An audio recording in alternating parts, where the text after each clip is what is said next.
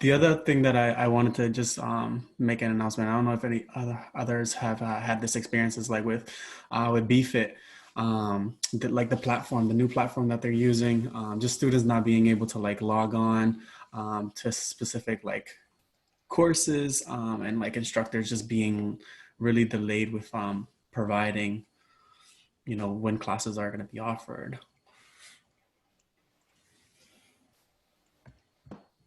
Juan, Levy, do you know the name of the BFit software that they're using? It's just through Canvas. So Oh, through Canvas Canvas. is through Canvas, and some people are using it through like a conference call through conferences, or whether it's through Zoom. But some of them are just not working, and it's not like students are not able to submit work. Also, so I just don't know if others are having the same issue or if it's just this particular instructor with a specific course. I mean, in the chat, it seems like a lot of folks are saying tech issues being the main, uh, outside of financial aid, just being the biggest barrier right now. Um, Confusion around accessing Moodle, knowing where the majority of content is. I think that's similar to what Juan David was talking about with Canvas and BFit. Uh, I think that the just a huge variety of software that's out there, from Canvas to Moodle to Blackboard, and then the other the Zoom, WebEx, Google Meet. So it's like everything. There's a lot. Everyone's using different stuff. I don't think there's a centralized um, or universal way that people are doing this. So I think it's also hard for advisors and coaches to have to know each of these, because you all have students at multiple places. So, and then RCC switching from Gmail to Outlook. Oh wow, not a good time to do that. Probably. That's I did not know that, so that's something I could check in on. Also, how are people seeing? How are people finding students? How are they doing with mental health? I know that's also something that I've been trying to talk with some students, and I think that's something that uh, they have been a little reticent to talk about. Not as I mean, it's always hard to talk about mental health and struggles, but definitely one of the reasons why some students have been hard to reach or a little MIA. I don't know if anyone has seen anything along those lines right now.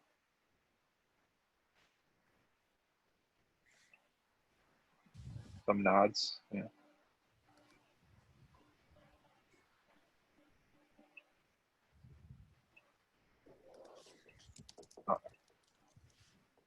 And then I think Malika's on. I know, Malika, would you be able to give any updates from UMass Boston? I know we had that check-in yesterday um, with Danielle. She gave some good updates on some scholarships that are available over Yeah. there.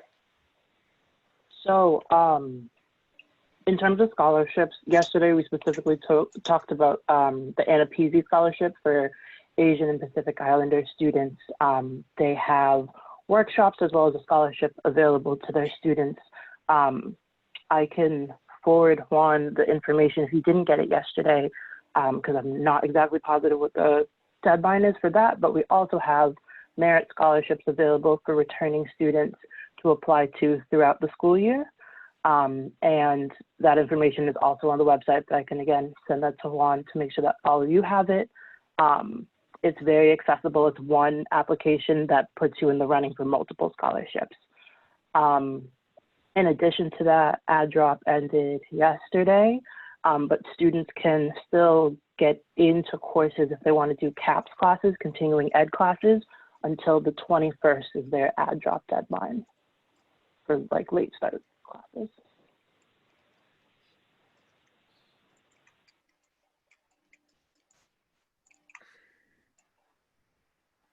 Great, thank you, Malika. I know there were some other uh, scholarship updates, especially with All Ray Scholars. So if anyone has any students who have stopped out but are coming back to school, They have their deadline October 15th for their next scholarship window. So definitely a good opportunity for any student who you want to encourage to get back into class. Scholarships range from 1,000 to 4,000 per semester, so definitely can help with all these costs that people, the students won't know about, like books and access codes and everything that just ends up being much more than we expected. And there was, let's see, a couple updates for College Month and our U Aspire trainings. So College Month is coming up for this October. We're going to have themes weeks like we have in the past. I know a lot of you are used to having that big college and career fair at the Reggie Lewis with like hundreds of thousands of students and folks. Obviously, it's not happening this year, but we're going to have a lot of virtual opportunities for students and for practitioners.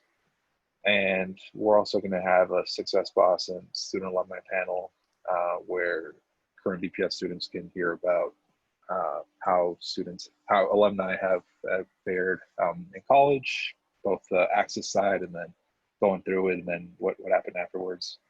So I will make sure to send out that date once that is settled, but I will probably be asking a few of you to recommend a few students that you think would be great for that opportunity. The next, and College Pride Day, where people, where we try to get coaches and the organizations to post a photo of themselves with their college swag. That's gonna be the 1st of October. And then Fastest Days will be October 2nd. So I think those two big ones are gonna be like the big kickoff for that. So I'll make sure to send that out as well following this. Our next U Aspire training is going to be on the 14th of October. So it's going to be a two-parter. So it's going to be 10 to 11:30 and then 12:30 to 2. And it's going to be on the FAFSA. So it's going to be a pretty important one, especially for folks who might be a little newer, but also it's always a good refresher. And I will make sure to send that invite out as well after this, but just to hold on your calendars. And if you have any other partners or people at your organization who would want to be part of this, feel free to invite them. The more people that participate, the better, I think. And I think that was it. That was all I had for the updates section. I don't know if there's any other things that any coaches or advisors want to bring up regarding any issues that we might want to talk about. I know the adequate technology has been a big issue for everybody. I think especially with students having to adjust to this online learning, especially with the different varieties and methods that professors are using. Is there anything else that you think we would want to bring up to anyone? Juan, I just wanted to ask you when your Success Boston coaches meetings are going to be. We're trying to get our schedule for the fall. So I think we're going to continue doing them the first Wednesday of the months from 10 to 11:30. Going to try to keep them under 2 hours because I don't want to have Zoom fatigue for folks. But this one, we did a second one this month just because it's a busy month, and we also had some, and Phil and Nate from BW Research who will be presenting in a bit, also had a great opportunity for us and wanted some feedback. So I thought we could check in on how the fall was starting. But yeah, Kate, we'll be having them first Wednesdays. So I think we're gonna do the 4th, but I'll definitely let people know. So I think it'll be the last week of September. Cool. I'll send that out. Thank you. Thank you. All right, so if that is all for folks right now, I think we'll hand it over to Phil and Nate. Phil, do you want me to give you sharing privileges or? Probably for Nate. For Nate, all right. Yeah, Nate's going to drive. I'm just going to do a quick welcome and overview and introduction of the firm. And first, just thanks for inviting us here today. Nate is going to talk about some of the specific project outcomes that, specific projects and some of the outcomes that we're going to be talking with you about today. But we really appreciate the opportunity to talk with you, because we think that, you all are sort of the experts in this space and sort of what we're interested in learning about. I thought I'd just give a quick, just sort of a quick overview of our firm. So as Juan said, my name's Phil Jordan. I'm the Vice President of BW Research Partnership. We're a research consultancy with offices in Massachusetts, in Rentham, and out in Southern California, in San Diego County, in Carlsbad. And we really focus our research efforts around the intersection of talent and economic development and prosperity. And so we work with community colleges, we work with universities, we work with the public workforce system, CBOs, municipal, state, and federal agencies. We do a little bit of private sector work, and we do some work for NGOs, but a lot of our work is in the public sector. And really, what we are focused on is understanding how our research and insights can help to develop programs and policies that fit a sort of list of what we think are key priorities to making sure that we are moving towards a more prosperous and equitable future. And some of those things are, as a philosophy, I guess you could say, of the firm and our research and our projects, is that we reject deficit models, right? We're looking for identifying core areas of strength and approaching people for the strengths that they have, not focusing merely on sort of obstacles or barriers in front of them, though those we know are important to mitigate. We want to have a strengths-first approach. We want to make sure that we're providing people and that programs are providing people with a wide range of options, that we're not artificially hemming in the opportunities for some people as opposed to others. And we're looking to really dig into some of the deeper issues around greater access to opportunity, and recognizing that that is not all solved just by a training program or access to a degree, but also requires lots of other systemic barriers to be addressed, so that we understand what inclusion means like in companies, and what how that's different from diversity, that we think about how career navigation and supports and mentorship and personal and professional networks are critical to reducing and eliminating segregation and limiting access to opportunity. So we're really interested in projects that are disruptive to the status quo, because we think that we need to do things better. And so that's why we're really, really excited about this project, and in working with Opportunity Youth, because we've found that this is sort of giving us a bit of blue ocean to really think about ways that we can scale things that are working, to operate in a space that is not hemmed in by all of the things that we have to think about on a daily basis for so many of our programs, but instead allows us to think a little bit bigger on how we can expand opportunities and pathways for Opportunity Youth. And so we're really excited to be working with the PIC on this project, and actually another project concurrently. It's looking at sort of how we can focus on this expansion of opportunity, and over again, without going too much into the specific project, because I'm going to have Nate give you that overview. What we've heard from students, from alumni, from program managers, from everyone, is that one of the core elements of success here is the mentorship and guidance from advisors and coaches. And so we're just really, really grateful to have this opportunity to talk with you today. So in just a second, I'm going to turn it over to Nate Hunt, who's the project manager on this project. He's in our California office. He's been doing the research and the interviews, and really coordinating the effort on this project on a day-to-day basis.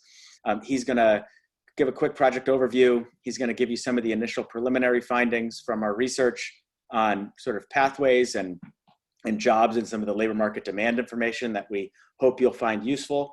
And then really what we want to spend the majority of our time on is talking with you and hearing from you about those things that are frustrations in your daily work that you wish could be eliminated, or would like to see eliminated, and start think through ways that we might help with some of that. To look at those things that are working, that you're really excited about and can tell us about, so that we can understand opportunities to scale those. And then some of the great ideas that you have, some of the wish list ideas, the big thinking ideas that you have that you think could really enhance your work and allow for even greater success and scale of the work that you're doing. So we really appreciate your engagement and hope to hear a lot of great ideas from you, because as we said, we think that you are not only the closest to the work, but also really the experts who can help inform how this should look. So with that as sort of an overview and background at 10,000 feet, I'll turn it over to Nate Hunt to talk about some specifics. Thanks, Phil. Good morning, everyone. So yeah, I first of all just kind of want to go over the project and what we've done so far, highlighting some of the findings, but I don't want to dive too deep into it, just because, like Phil mentioned, I think that the group that we have today can offer a lot of really valuable input and perspective, and perspective that we otherwise might not be able to get. So that's kind of what we'll be focusing a majority of today on, is hearing from you all. And so we'll kind of throw out some findings and ideas and themes that we've heard, and kind of see what your thoughts are on that. But first, just going a little bit over the project. So there were kind of three main phases for our project. The first was doing an inventory and kind of landscape assessment of the major programs and training offerings that are available to OY within the Boston area. We focused primarily on 4 main industry clusters that we kind of intentionally targeted, and I'll talk about that in a little bit. But those 4 industry clusters are building and construction, finance, insurance, banking, and real estate, tech, and then healthcare. And those are generally aligned with some of the work that the city has done and the state has looked into as well.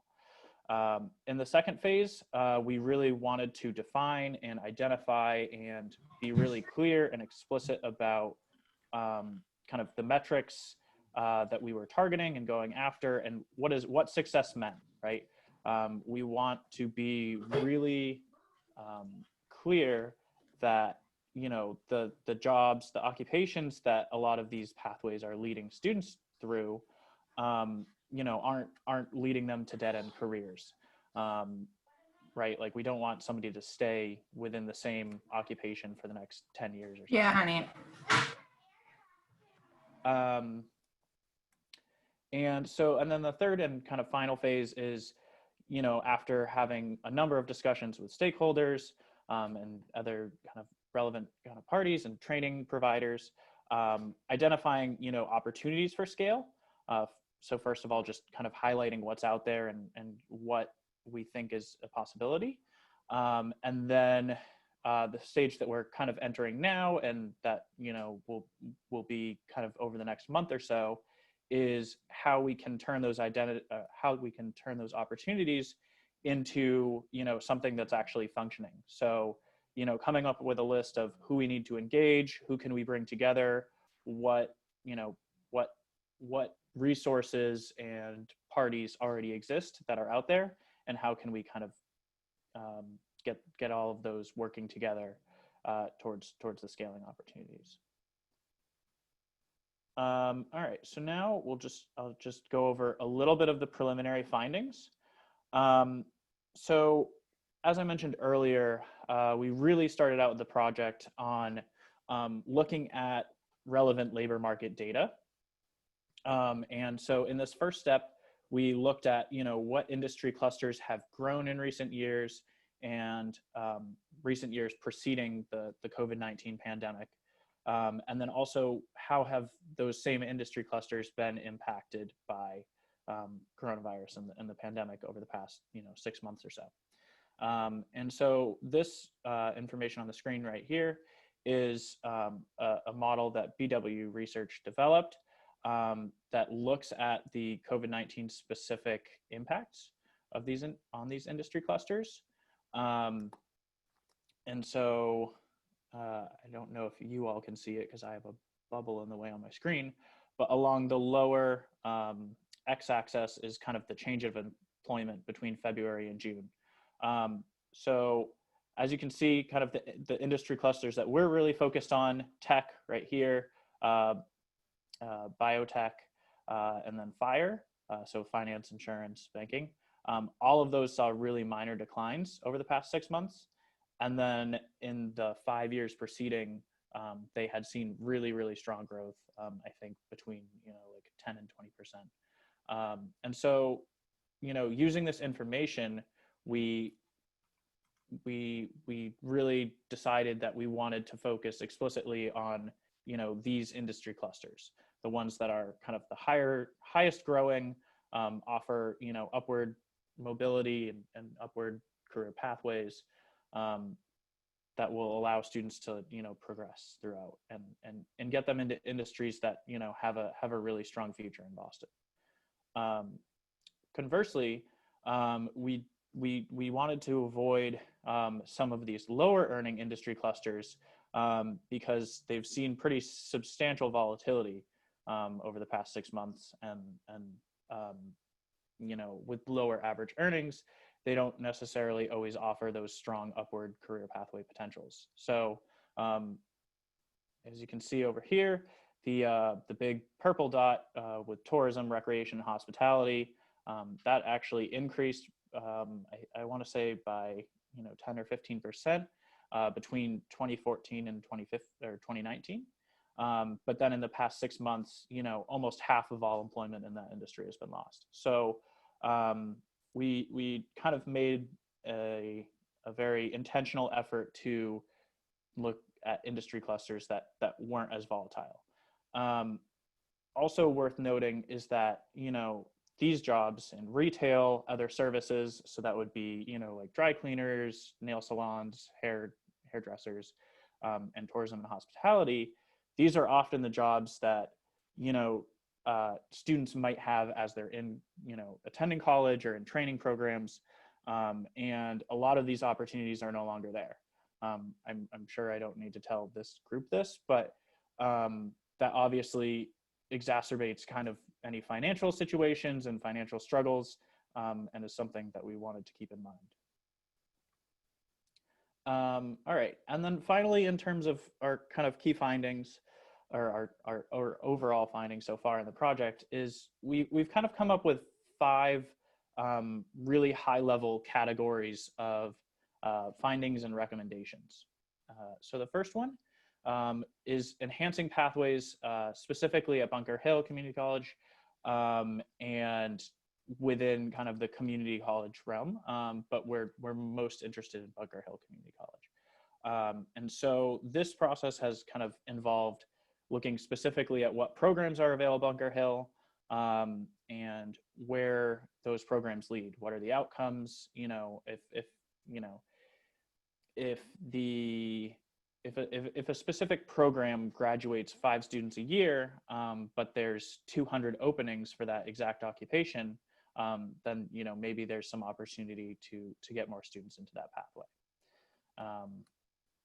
Another kind of bucket of our findings is looking at college completion and success rates, and how can we kind of eliminate some of that churn or stop outs, or once students are enrolled, how can we keep them there? How can we keep them engaged and interested, and ensure that they kind of have an opportunity to continue? Third, we looked into registered apprentices and kind of other training programs that are available throughout Boston. I know that we've looked at, programs like Youth Build and some of the tech programs. And, you know, they all kind of have their different strengths and different kind of opportunities for scaling, right? Like something that we've heard time and time again with a number of the tech programs is that, you know, while the outcomes are you know, pretty good, a lot of students don't have really the support that they need while they're going through these boot camps, right? And a lot of students can't, you know, give up working for 22 weeks or something like that. And so, you know, we've kind of dug into how we can alleviate some of those challenges. Fourth, we heard a good amount of feedback about the need for earlier and more kind of comprehensive career navigation for students. You know, the phrase that we like to use is that students don't know what they don't know. And so without kind of career navigation resources, they might end up, you know, pursuing either programs that they're aware of through, you know, family or friends, but aren't necessarily optimal for, you know, their skill sets or interests. And that obviously leads to, you know, suboptimal outcomes. And then finally, we heard a pretty good amount about mental health and disability resources. I know it was mentioned earlier in this call that, you know, the pandemic has really aggravated some of the mental health issues and brought those to the forefront. So that's an area that we've definitely been looking into as well. All right. So for kind of the remainder of this, I think what we'd really like to do is go over some of these kind of high level findings that we've had. And then we'd like to really hear feedback. So I think for each one of these slides, pretty much as I'm kind of going through stuff, if anyone has any comments or thoughts or anything at all, I guess just give a shout, because I can't really see anyone with my one little tile on the screen. Hey, Nate, So- just one quick question. This is Yep. Phil. I just, you know, one thing that might be helpful is that, you know, we heard about not necessarily a distinction from individuals themselves, but that, you know, just sort of recognizing that there's a difference between sort of the internal college advisors and then external coaches. And so just to be clear, are you using the term just for this group, is counselors sort of referring to the broad sort of advising and coaching, or is there only one specific area that we're focusing on here? Yeah, so we heard kind of the need for more of both. And a lot of that need kind of revolved around the kind of structure of the need for counseling. I think when we talked to Kate, she mentioned that, you know, during the enrollment periods, you know, at the start of the semesters, all of the counselors were swamped with student kind of requests and questions and all of that kind of thing. And then there's also kind of the question of, you know, if you do have 50 or 70 students all at once during these peak times, asking these very, you know, pretty like expansive questions that, you know, require some thought and resources and energy, you know, how you know, how effective can that be for each specific student, right? And then within this, we also kind of thought about career navigation, and that, you know, again, many students don't know what they don't know. We want to be sure that we're offering them the full menu. And this particularly plays into the fact that, you know, a lot of Bunker Hill Community College students are kind of going into not general programs, but, you know, they're really interested in kind of like the broad business or general arts and humanities programs, where that might not necessarily be where their interests lie. They might just be going into those because they're not really sure what they want to do. So that I know that that slide covers a lot of ground. Are there any thoughts or questions, or can I clarify on anything? Hi, Nate. This is Portia from Weston House. I did not have a question, but more of a thought, I guess. Well, I guess it could be a question. I know we're talking about college students. Have you did any, I guess, research or given any thought to what BPS is doing around their CTE, their career and technical education? I've always I guess, wondered if any of those programs connect with maybe a college or, career and technical education at, I don't know, Madison is linked in any way to a Bunker Hill program, a RCC program. And so those students are more continuing their career path, even though they're just starting at a college, if that makes any sense.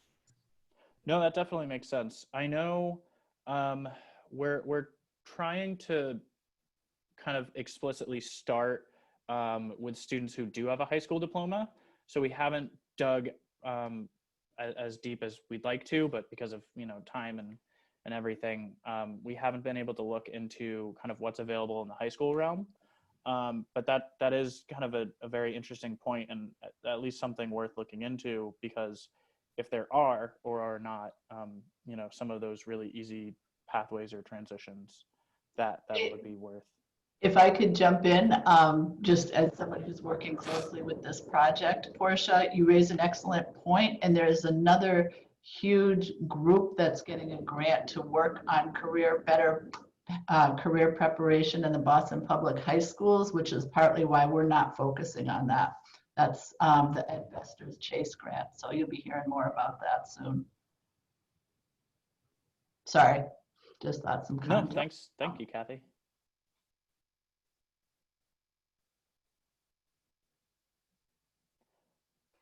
Does anyone else have any?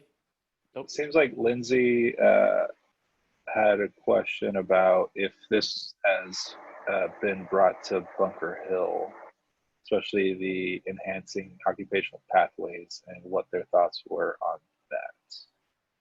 So, Lindsay, I don't know if, do you mean, I know they've gotten feedback from folks that, or Nate and Phil have gotten feedback from Bunker Hill already. Is that what you're asking, Lindsay? Just want to clarify. Yeah, I love the ideas, but sometimes what I find happens, and I'm thinking kind of like the Eversource program that's at Bunker Hill, is we create these new pathways, but somehow a myriad of entrance exams gets put in front of these pathways, which continues to create barriers for our students, especially our English second language students, and it really doesn't open up to the population of students that we're trying to open it up to. So I just want to make sure that if these do occur and these successes do happen, that they are, feasible and accessible to the communities of students that we're hoping for. Thank you, Lindsay. I know that the kind of remedial courses and kind of some entrance exams to programs is definitely a topic that has been brought up a number of times, and I actually think that was going to be a point that we were going to discuss a couple slides from now. But we can actually just jump to that now. I guess there's no harm in that.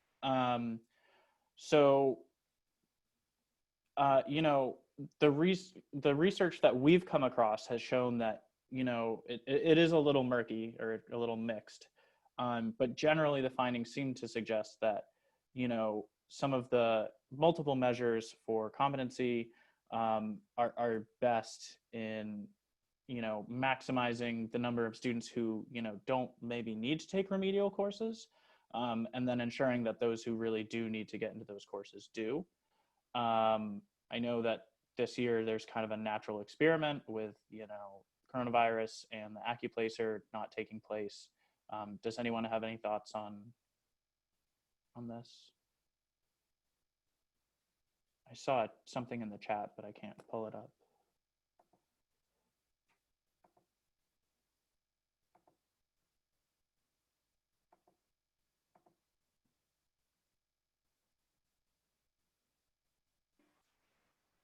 Well, Lauren said that Acuplacer is happening at some other community colleges.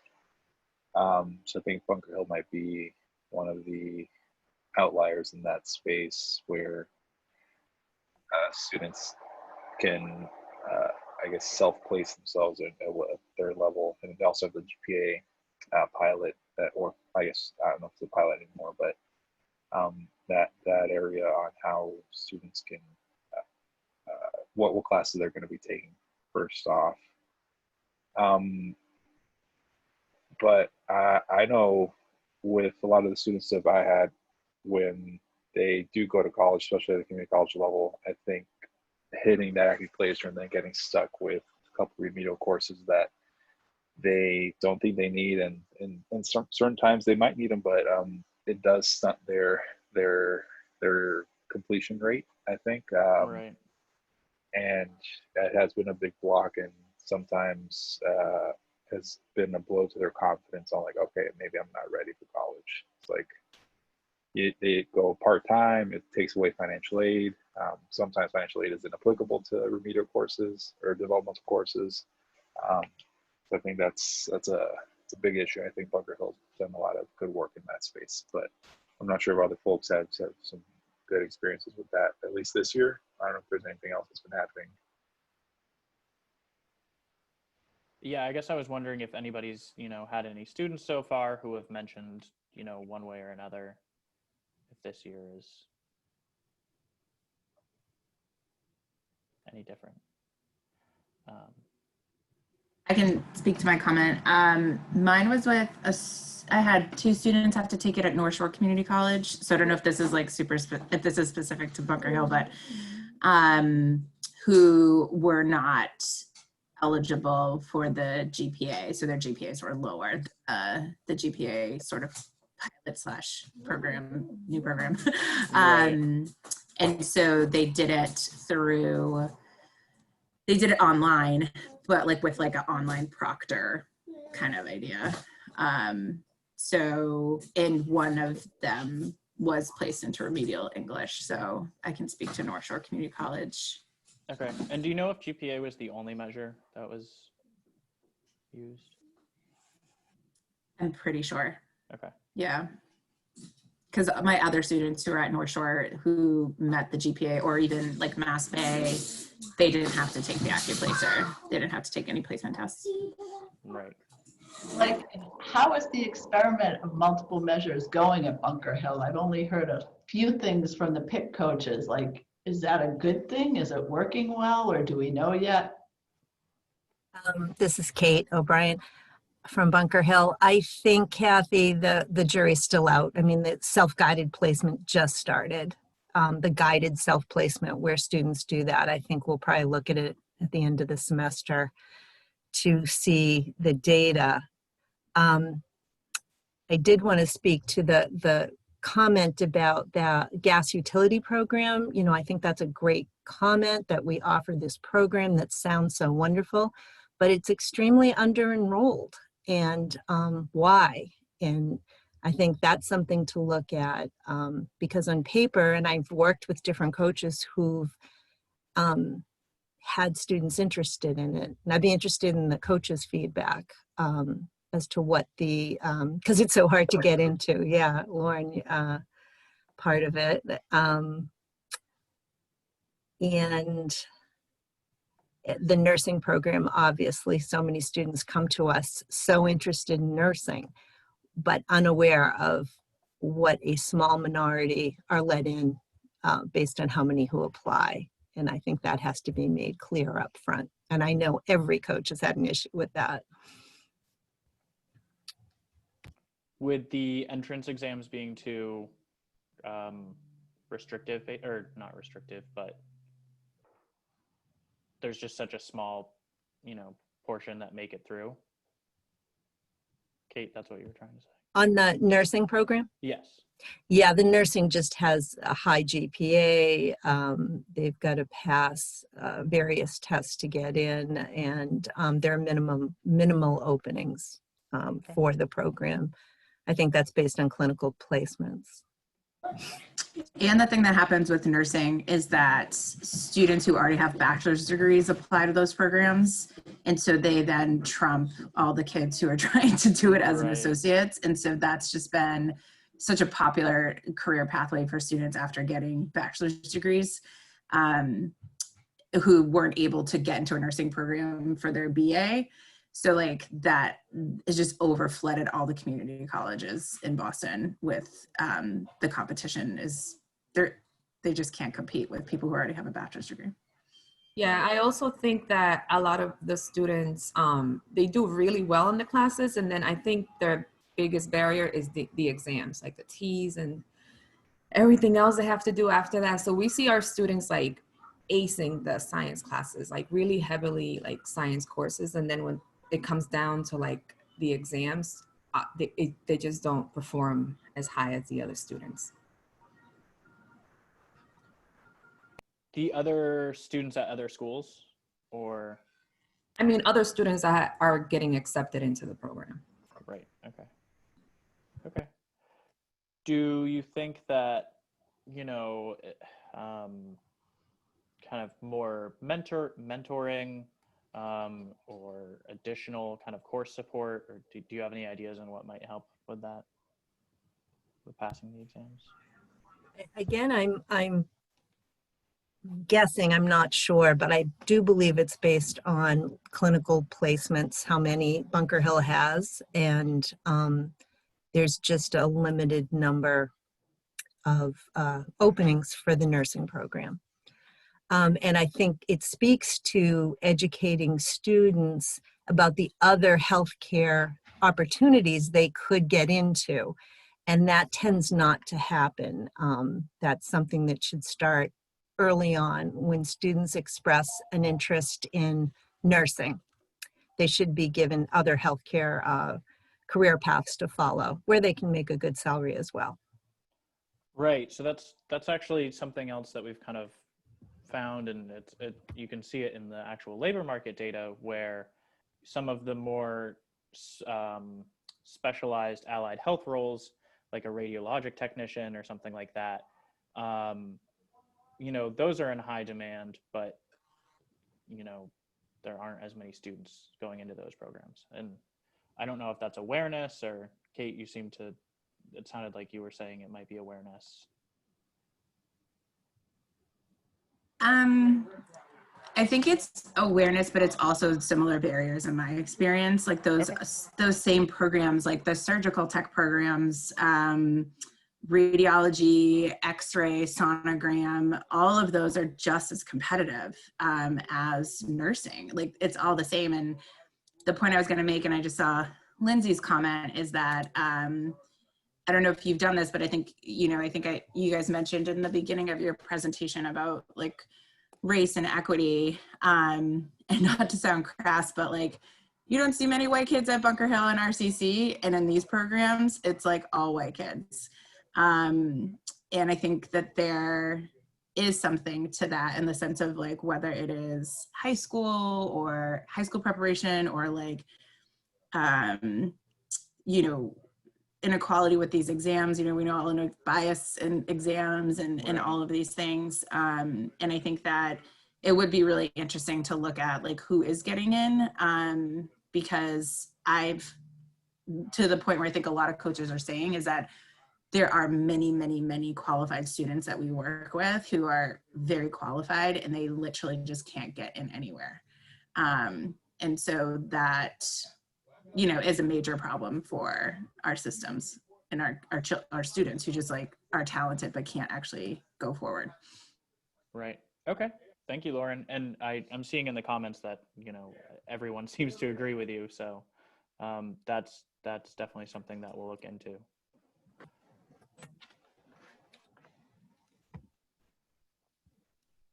I also didn't want to miss Georgia's.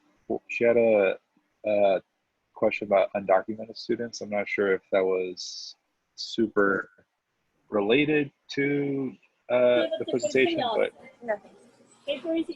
yeah, hi. Sorry, I'm sort of walking home, so I'm in a hard position to comment, but I just wanted to quickly jump in and ask a question. I don't know if it's maybe tangential and maybe outside the scope of this project, but I think there's a lot of unspoken work that falls on coaches and advisors to help work with undocumented students around what career paths are available to them or make sense for them in their particular interests and sort of contexts. And so I think if there's any possibility within this project to think about which, how to sort of think about undocumented students in the context of these different career paths, I think that would be a really amazing extension of this project. I think there's a really large number of undocumented students that are at Bunker Hill specifically. So I love the focus of Bunker Hill, and it's oftentimes those students that are thinking really career intensively. So just wanted to throw that in the mix because I think it oftentimes is sort of invisible work being done by our students and by coaches. Thank you, Georgia. I think that's a really important point. And it sounds like it's, not a one-off situation. I'm wondering about availability of some data from Bunker Hill on that. Kate, I don't know if you happen to know if there's any kind of the data that's collected around that. Around the undocumented students? Yes. Yeah, I would have to check on that. I'm not sure. I do know that many of the programs such as nursing and early childhood ed, some of the criminal justice require query checks, right. And that can be a real barrier. And agreed, these students aren't educated early on, and they need to self-disclose, and it's whether who they're talking to. It's such a tricky area, but we need to let them know up front that that would be a barrier to a career choice if in fact they're undocumented. But certainly talking to our Office of Institutional Effectiveness in regards to data requests is something I definitely recommend. I think they're all great suggestions to see data on. Okay. Is there anybody there specifically that I might be able to reach out to? The new person, she's an interim in charge, is Arlene Lavalle, and I can send you her info. Okay, that would be very helpful. Thank you. No, I think that, Sorry, Nate. And Zeta also had a great point about supporting undocumented students with shorter pathways because of the lack of financial aid available to them.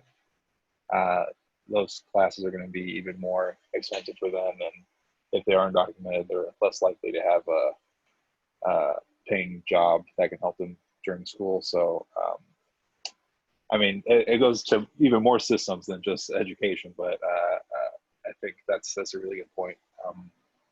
And yeah. Great, thank you, Zeta. I think that's a very important point too. And I know, to just make this even broader, something that I've also heard is that CORI and drug testing is kind of a barrier and prohibitive in its own way, both because, some students either can't pass one or the other, or they're under the false assumption that, the program that they're interested in requires that. Maybe that's something we kind of look more into and kind of upfront with some of these programs and pathways, labeling, what would be available to certain people. Nate, there are also at Bunker Hill, the Single Stop program under Kathleen O'Neill. Yep. They provide a service to help students seal records from when they were juveniles. And students aren't made aware of that, but that can be very helpful if they're worried about a query, but it's something that can be sealed through the courts. Okay. Okay. So awareness of that. Awareness of that program. Okay. So this is Phil, and just I wanted to ask a question or sort of clarification. So there was a comment from Zeta in the chat, and then Lauren, I think, responded to it. There's a little discussion about it, but short pathways because of expenses, and so recognizing the expense. And so it occurs to me that to get the amount of sort of action that you need to happen in a short period of time, that would be very intense, which also has some challenges for people who may need to work and go to school at the same time. But certainly the longer pathways are challenging because of the ongoing expense. So one of the things that I'd like us to sort of think about is whether there's anything that you're working on or doing, that we haven't talked about yet, or that you've seen other places or that you think might work in terms of how we address some of these financial barriers, not just in the cost of the tuition, like a tuition reimbursement, but to actually help support people who are going through school financially, so that we can make sure that we're not reducing the amount of material that someone gets because the cost is too high, right? So this is where we get into that sort of blue sky, blue ocean thinking, where it's, in a perfect world, we can wave a magic wand. How do we, what are some ideas for how we do this so that we can make sure that there's not any wasted time in the pathway, but that, recognizing that we're in sort of a dynamic innovation economy that requires sort of a lot of academic and technical intervention, sort of some ideas that maybe you have around those kinds of supports that help with the financial barriers. To your point, Philip, I think particularly when we're thinking about like occupational pathways, I actually, my argument would be to like lessen the academic load, because I think sometimes you see these curriculum pathways and it's like, why in the world does this person need to take like a history class or like an art class? Like, it's just so stupid. So you're like, get rid of it. Like, why? I think like, as we're talking about like white supremacy culture, I think it's like, we don't have to have this like well-rounded liberal arts student to be able to do coding, right? Like, I think there are, some of the skills of like teamwork and communication and like being able to write well and like things like that. But it's like, I don't think you need to take an art history class to become a nurse or a coder. Like, I just think that those things need to go away and like take the class you need to take to do what you want. And Nate, there was some findings you had around this as well, right? About the history of transfer and sort of why some people are getting put into those, are taking those kinds of classes. Yeah, I mean, so I think there's a couple things. One would be around like career navigation questions. So students kind of self-selecting into some of those more general liberal arts or programs that include the liberal arts type things or courses. But I think if you're talking about somebody who's specifically on a nursing program who's still taking a kind of a liberal arts course, then that seems like that's a different issue. Yeah, like if you look at the programs of study at Bunker Hill and you look at any of those occupational programs, they pretty much all have to take the liberal arts curriculum and complete the general education requirements, which for most kids is a massive barrier because they don't want to do that. They're like, I don't want to take biology when I'm gonna do computer science. Like, you know what I mean? Like stuff like that, like that's, or like art or whatever. And do you think though that might be a legacy of that transfer sort of to your college as a transfer to four-year, or is it just, is there another reason why that might be embedded in those programs? I don't know. I think that, I think part of it is sort of like the history of like who gets a degree and you have to study this and that to like be checked off as like, you have completed this well-rounded education to now be a functional worker. And you're like, well, not really, right? Yeah. I don't Kind know, of a but I think that's a conversation. great question. I'm sure. Yeah, to the perpetu- oh, The sorry. accreditations is certainly something Portia just brought up, and I've had that conversation with deans. And there is this sense of this kind of liberal arts based all around education that I agree with you completely, and it runs contrary to a training type of curriculum that we're talking about, and it's extremely frustrating. On the flip side, I think it was College Bound Dorchester, I could be wrong, that was actually paying students to go to school. And that speaks to what Phil was saying as far as, look, I know you're going to miss your outside job because you're attending, 4 or 5 classes this semester. We'll pay you to go to school. So if we could find somebody who's got that money to pay these students to go to school, even if it came from corporate, to me, it's the answer. I mean, you need money for food on the table, and you need an education. That's a great point, Kate. And I think that's sort of where we want to be thinking, which is it easier to try to unravel the accreditation issues if they are there, the transfer issues that are there, the sort of how society views sort of what a well-rounded education is, or is it easier to pay people to go to college so that they can take those art history classes that they may or may not need? And I actually don't know that there is a, I don't know that I mean, it sounds obvious, although it's pretty hard to think about how we get enough money to pay everybody to go to college on top of paying for college. I'm sure that, Bunker Hill doesn't have the money in their budget to give every student a living wage stipend who takes classes there. But it's something that we want to think about. And also, I think in that vein, I do want to just note that in a lot of the work that we've done with employers, and I think this is Lauren's point really, which is like this deeper sort of societal discussion, is that employers believe, fairly or unfairly, rightly or wrongly, and honestly or with tented fingers, right in the back, say, well, those are the classes that you develop critical thinking skills, right? And so that's, again, I think can be really sort of either coded language, or they actually really believe that because that's how they think, they want to hire themselves basically. So they say, well, I'm a good critical thinker and this is the education I had, so I want people who had the same education as me. And so there is a pretty uphill battle, I would say, in terms of eliminating some of the core coursework, or the non-core sort of, however you want to call it, a liberal arts coursework.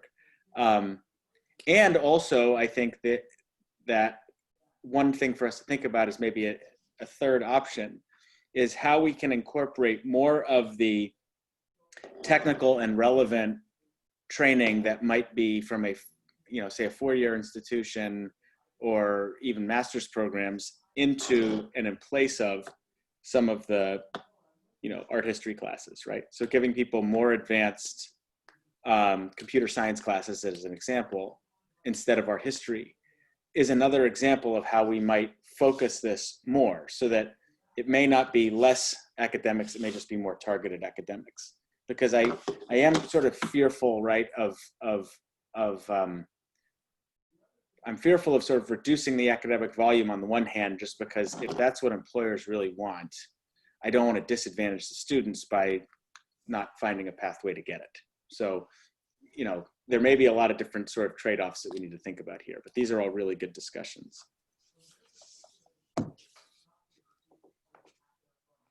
I wonder if part of that too could be structuring some of the courses so that students are able to demonstrate, communication and critical thinking and projects that kind of display some of those skills, if that would be a way around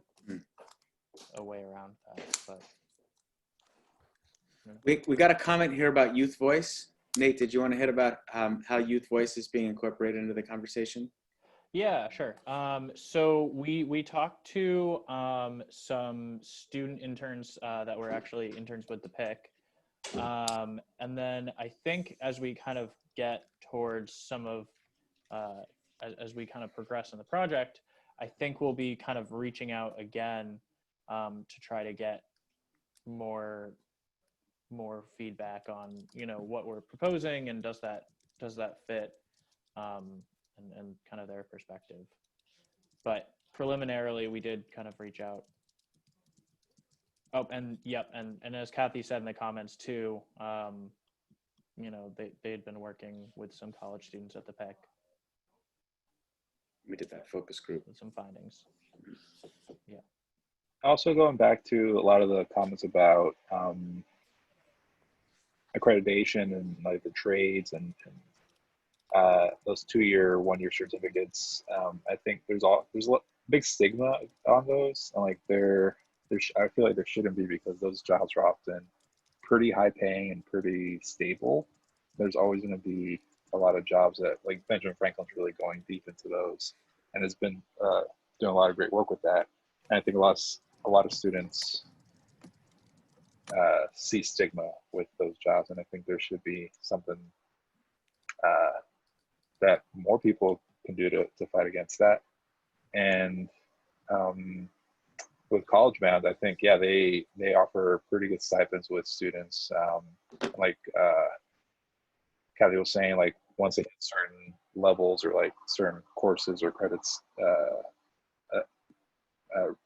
achieved, then they get like a bonus or some sort of stipend on top of that. But I think folks are always talking about scaling, and I'm not sure how many students that would reach. It's always like, oh, how many students, like, can we reach hundreds or thousands of students? How can we split them the most as possible? And I feel like that is limiting at the moment. But if we have corporate people coming into this and doing some work with where they provide apprenticeships or something, I think that's also a good pathway out or to support this type of work. I know some of the other alternate pathways like Apprenti and Duet and Year Up, they're doing some really interesting work with supporting these young people. And it's not traditional, but they've had a lot of good success, and often they provide stipends or much more affordable opportunities towards this. So I also think academically, I don't know if you've seen Nate and Phil, the program at SNU, Southern New Hampshire, the Duet program, where students are, I believe, able to express their ability to critical think and create projects. And the presentation we had from them was pretty impressive as to how quickly students can go through that program. That seems like a good model. Mm-hmm. Okay, that's great. That's thank you. competency based.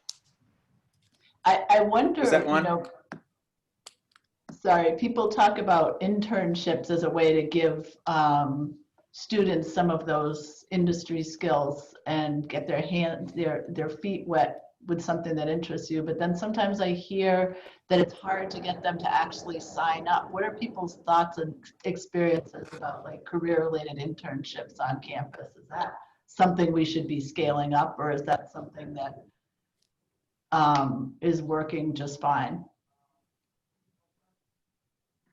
Students will, in my experience, students do internships if they have to do it to graduate. That's the most successful way for them to get it done. Otherwise, it just goes like, they're like, I want to get an internship, but it like takes work and time, and then they don't do it. But if they like have to do it, it's effective and they do it. I definitely think we need to scale up in our internships, and our learn and earn internships are ones I recommend because to students, but I agree they're a little hesitant to do them, but at least they're getting paid.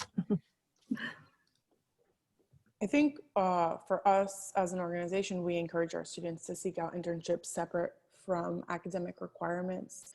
And the challenge, besides like fair pay and trying to supplement that through grants at West End House, has been like, what is an effective and a purposeful internship? A lot of organizations will have internships, and our goal of having someone do an internship is to have work-related experience in the field that they're interested in, and oftentimes that won't be what's available through the internship. So we like to throw the word internship around, but I guess I'm curious to know, like, how are people verifying that this program or this internship experience is actually purposeful and meaningful for a student? Because otherwise they could just be working their job probably for more consistent hours and potentially better pay. I'll share from the year perspective about like it takes a lot of work to get an internship that fits under that guideline of actually supporting career growth. Not only do we have a corporate engagement team that sources with companies to have a conversation about not only do you want to host an intern, but would you actually want to hire this intern at the close of internship? We just don't want job experience. We want hireability. And then there's multiple conversations that are happening throughout the intern's experience, not only with the corporate partner on, how are things going for you and your goals, and how can we support your goals, and how are you supporting our goals, but also our internship services team is having conversations between the intern and the managers of those interns to help facilitate conversations that might be happening regarding performance or environment adjustments or bias to really continuously support growth. And we explicitly ask our managers to do 2 performance evaluations of our interns, where the final one, we asked the manager explicitly, would you want to hire them if you were able to? And would you want to be a reference? Davina, I think that's a really good point. I know when I talked to Austin Gilliland, who's the Dean of Professional Studies at Bunker Hill, she mentioned that they had, they've recently doubled the number of paid internships that are kind of being carried out by students. But one of her concerns was that with that many internships, that there would be a number of employers who aren't really ready to maybe be the best internship hosts. Whether that's providing some of the feedback that you mentioned, or just kind of being aware of like cultural competency and things like that. Does anyone have any thoughts on that?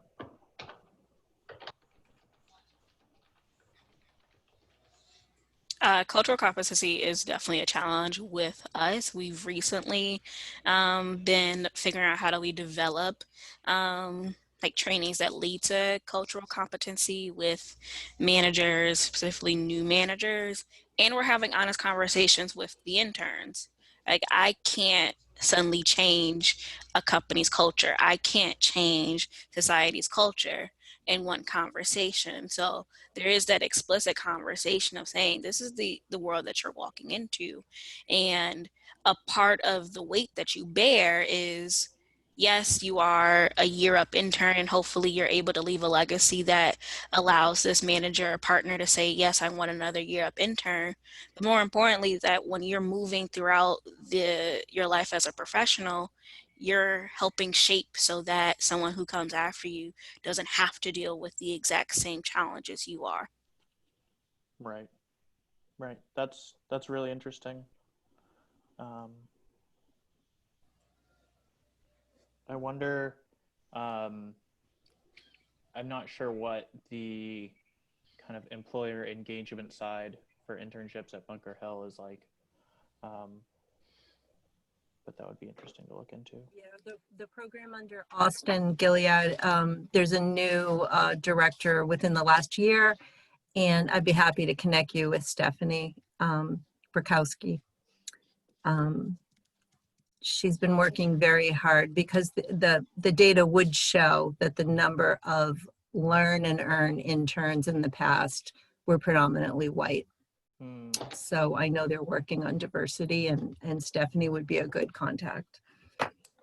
Great. Yeah, Kate, if you don't mind making that connection, Don't mind at all. Very helpful. I know I'm talking a lot, and I apologize for taking up space. No, thank you. But I don't know, I think just hearing what Juan and Davina said, it sounds like there's a lot of just and I think particularly from places in which we have research, of being able to change the narrative, and that like there is a change of narrative that needs to happen. So like what Juan was saying around sort of the stigma around, you know, trades or a shorter program or an associate's versus a bachelor's. And then also what Dafina said about just like corporate culture, and changing that narrative of like, I feel like we've gotten an onslaught of board members being like, we want to diversify, like send us your students. And you're like, no, because like, right, like, you're like, I know what this culture is. And I think that if we, or, you know, as we use research and things like that, like I think Duet is a great example, Apprenti is a great example, that we can do things differently and still have the same outcomes, and changing that narrative of like, we don't all have to follow the same education that like Thomas Jefferson had to be a professional in this world. And so, I don't know, I just like was seeing the ties of all of that, and like pushing that narrative with research, I think could be really effective. Absolutely. I completely agree. I'm wondering, would the kind of stigma that's around trades what are your thoughts on what would be kind of the most effective ways of kind of combating that stigma? Is that, you know, letting students know that, you know, going on to be an electrician is, you know, can be, you know, a fulfilling career financially and personally, or is it more like an awareness thing, or what are some thoughts on that? Earning potential. That's a huge thing, right? Like I went to college knowing, because my grandmother told me that college was important for my family to be able to help move us away from poverty lines. With the shift to so much college focus, there was less awareness around the earning potential around union work or trade work. And so it then gets kind of wrapped into similar pathways as perhaps like a fast food worker, and that's not the case. They are in different lanes, but people don't know that or don't see it as a technical skill. Like there's vocational training. You cannot just walk in and become an electrician with quality. Sure, you can bust somebody else's electricity up, but eventually it's going to come and bite you. So that financial piece is huge.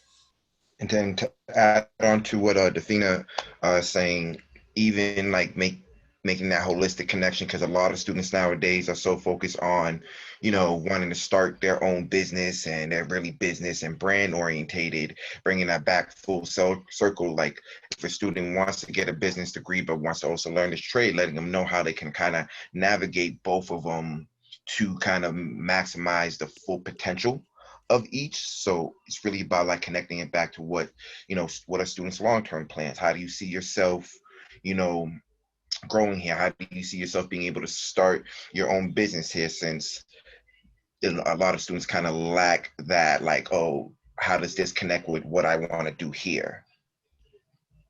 Yeah, Jonathan, I really like that angle. I know like entrepreneurship is something that you kind of hear a lot from students, and that's, I think, an interesting way. I wonder if highlighting not like case studies, but successful stories of, you know, people who went on to be an electrician and started their own electrical company or something like that. Like, I wonder if that would be helpful. And Lauren, I'm seeing in your comments that, yeah, that there's a pretty profound and acknowledged history of racism and sexism in the trades, and I that's something that I've kind of heard as I talked around like the Youth Build program and getting students from that pre-apprentice program into the apprenticeships, and I'm guessing that that's something that's pretty, like, students are aware of that, like that's a pretty widely known perception. It's deep. Yeah, okay.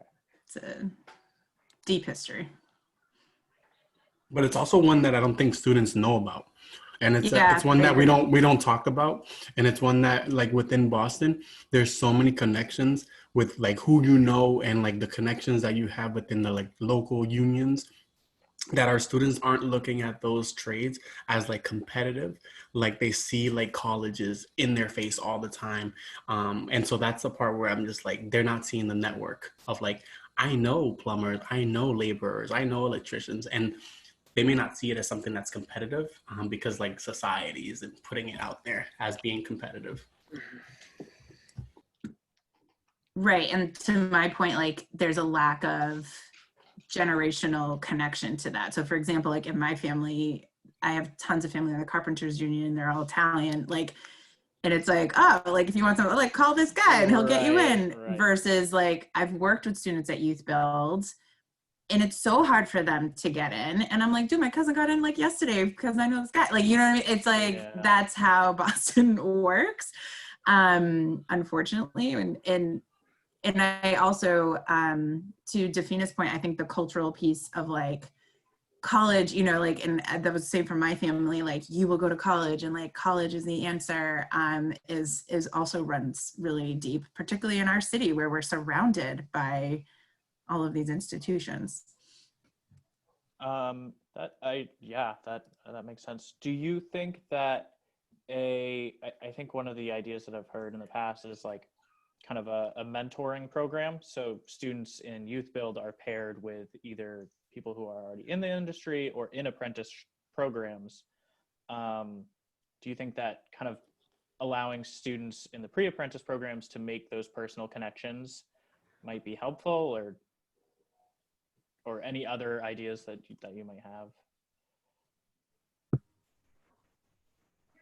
I think an idea that I've like been thinking about it for a while, like I'm an alum of Madison Park, and thinking about it in the sense of like our vocational programming, like if we think and compare the vocational programming in comparison to like New Bedford or Blue Hills Regional and all these different technical vocations, they're not competitive at all when you're comparing it. And so it comes down to a sense of like, how does something that like is within the local sphere of being competitive and how students are learning about these vocations, how can it be like more of a creation, a robust like foundation for students so that they can kind of like learn more about it, be like in tune with the programming versus it just being like some sort of, you know, we don't have space at this school, so you're going to go there, instead of making it something that's competitive for everyone to be able to like learn more about it.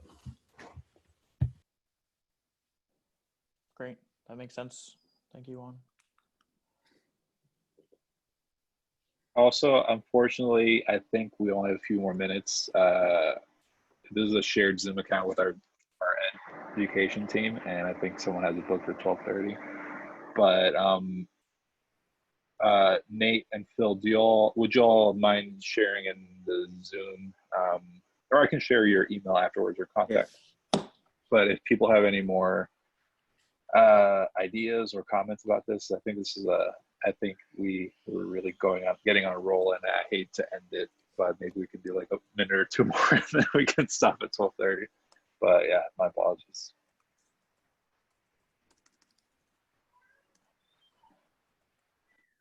A union ever link with a community college? Does that happen? I don't know, that's like, I'm like, could that be like a thing where? So yeah. Yes, it does happen.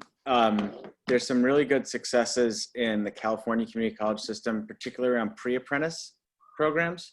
So there are a lot of pre-apprentice pathway programs where the community college will do the sort of the preparation work, and then they enter into the union as an apprentice.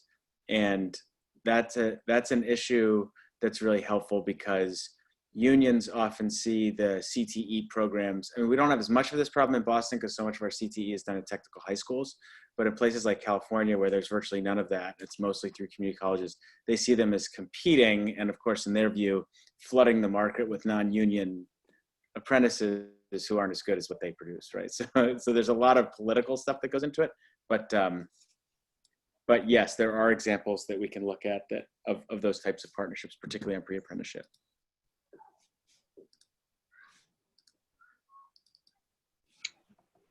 Thank you guys. Well, once again, thanks to Nate Phil for that the the the PowerPoint presentation and just talking about these pathways and some of the barriers for some of our students.